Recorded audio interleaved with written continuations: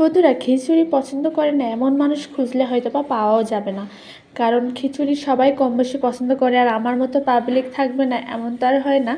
3 বেলা খিচুড়ি দিলেই কোনো কথা না বলে 3 বেলায় খিচুড়ি খেতে পারবো, এতটা পছন্দ করি খিচুড়ি।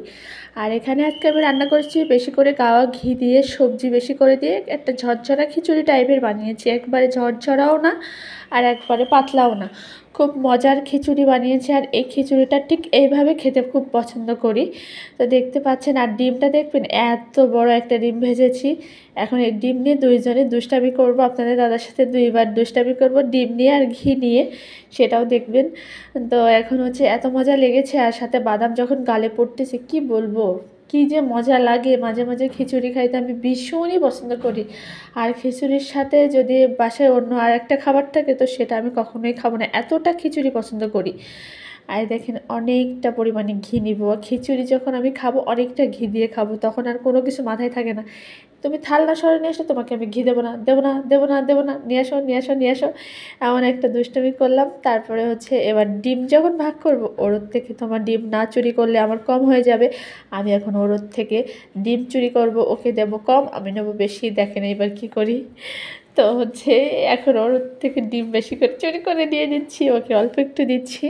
তো মাই ডিয়ার স্বামী, তুমি কিছু মনে করো না, তুমি যখন ভিডিওটা দেখবে তখন মনে হবে আমার বউ এরকম, আমার বউ মনে হয় আমার পিছনে সব বেশি বেশি করে খেয়ে নেয়, আমাকে কম কম দেয়। তো বিষয়টা মোটেও এমন না। তুমি বাসায় না থাকলে আমি খাইতেই পারি না।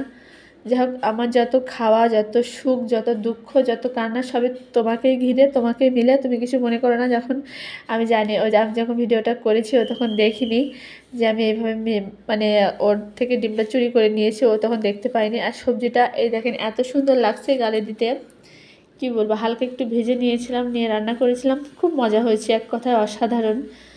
তো বন্ধুরা, বাসায় কম বেশি হচ্ছে সবাই মোটামুটি খিচুড়ি পছন্দ করে, কিন্তু আমি 1 নম্বরে আছি, ঠিক আছে?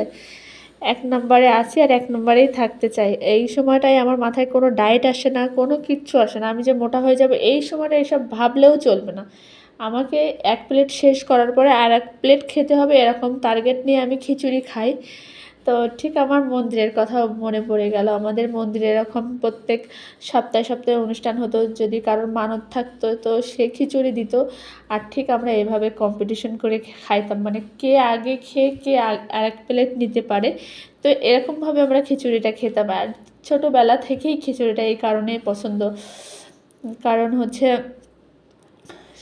বাসায় তো রেগুলার সাদা ভাত যেরকম খাবার আমরা খাই, কিন্তু সপ্তাহে 1 দিন যখন আমি মন্দিরে এই খাবারটা পেতাম আমার পুরো মাথাটাই নষ্ট হয়ে যেত।